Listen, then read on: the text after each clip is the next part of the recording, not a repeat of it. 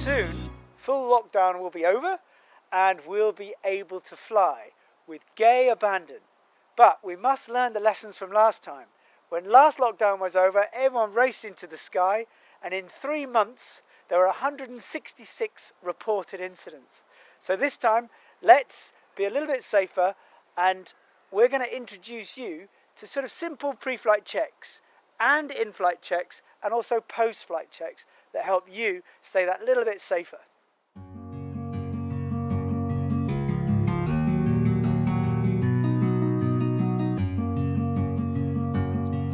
The first phase of pre-flight planning can all be done at home. So get your kit out and check it all.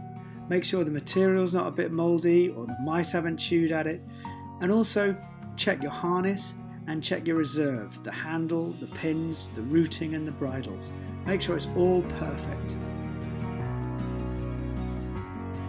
If you can get out and ground handle, fantastic. If you can't, it doesn't matter. Just open the wing up, check everything, get everything nice and dry, pack it and get ready for when it is flyable. Make sure your radios are charged and that your Varios have all the latest updates.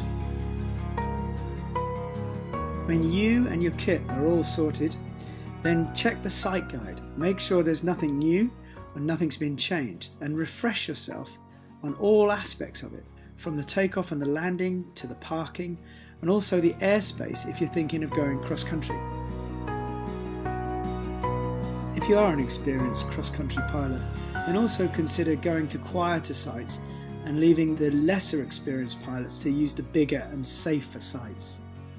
But I would always recommend you go with friends, whether it's your little pod of pilot friends or whether you're going to a site that's big enough that's already got pilots on it, because the important thing is enjoying each other's company and checking each other. When you get to the site, make sure you buddy up with your friends or identify yourself to the club coach or other pilots. If you can, try and do as much ground handling as possible, because that really builds your skill set and confidence before you fly. But if you're going to ground handle, don't do it on the takeoff and don't do it in the landing field. Free up that space for the pilots already flying.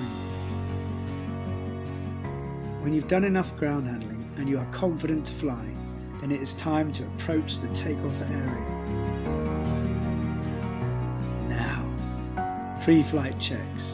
Make sure everything is checked and checked again, and then build your wall, get yourself ready, and give a really good 360 look around. Look out for those guys coming in top landing behind you.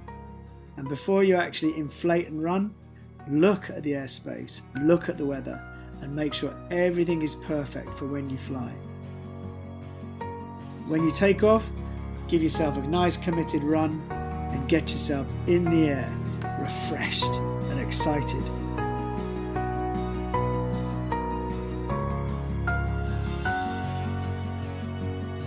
But once you're soaring, if it's soarable, then yes, stay close enough to stay up. But if you don't need to be really close, then don't be. Increase that safety bubble. While you're soaring, just refresh yourself on air level. I always do. I'm flying along, I think, okay, the hill's on my right, so I'm in the right. And just those simple refreshers really do help. Also, refresh yourself on simple SIV. Imagine yourself, okay, if I had a deflation now, I'd lean away from the deflation, I'd maintain my course, and I'd pump the deflation out. Just little things like that. Just moving your body, training yourself, getting yourself relaxed and familiar with the glider and the conditions and the site.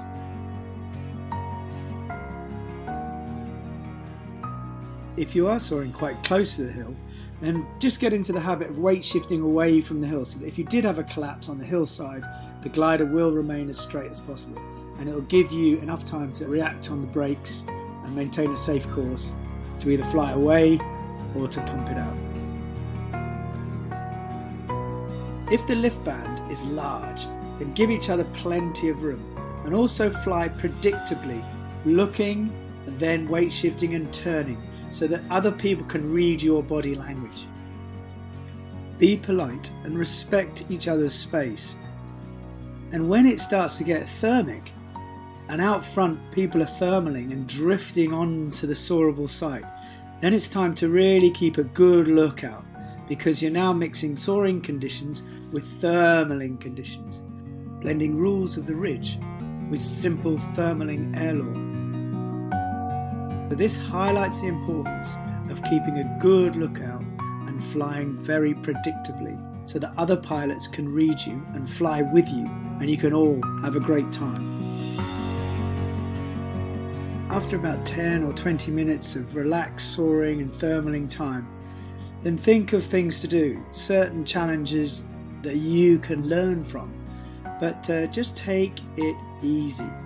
And remember, you haven't flown for a long time, so if you could do 2 hours last time, think of the temperature, think of your ability, and perhaps after about 30 minutes consider coming in for a top landing if it's safe, or landing at the bottom, having a crack with your mates, and going back up and having another flight.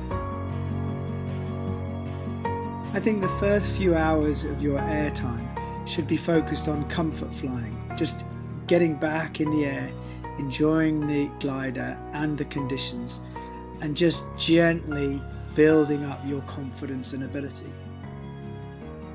And after a few hours, it's then that you should start thinking about pushing your performance curve and getting yourself into the arousal zone, so that you're stimulated and performing at a pace that is suitable for your level and your skill set. Another good way of keeping safe is keep your variables down, because if you fly a new site with a new glider in new spring conditions, then you're exposing yourself to unnecessary risk. If you are going to change those variables, then try and change them one at a time. So fly a familiar site, but with a new glider. If you've had a good flight and you're a little bit cold, and well before you get too tired, it's time to think about landing. Make sure, whilst you're flying, you look at the landing field, refresh yourself on the approach, join a circuit and watch others land as well, making sure you know exactly which way to face on your final approach.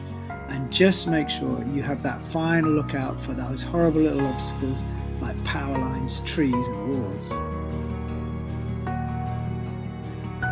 Lose your height on the boundary of the field and give yourself as much runway as possible to come in with speed, doing correctional controls and flare nice and hard, and touch down and land. Make sure you do not let the glider dive forwards and hit the leading edge on the ground first, because it can damage the cloth by the beading, and if it's very violent you can burst the internal walls. Getting the glider down, away from other people coming in, and then walking off to the side of the field to pack it. You should have all the time in the world to pack your glider. Packing it in the sausage, protecting the beading, and making sure all the lines are perfect, because the time you invest in packing it now is time saved when you go to fly another time. If you think the glider might be a little bit damp, it's always best practice to get the glider home, open it up in a big ball in a spare room or anywhere dry, and leave it overnight, and then repack it with plenty of time, getting everything exactly right for the next time you fly. Well, I hope you have a lovely time back in the air. So please stay safe, enjoy your flying, and keep a good lookout.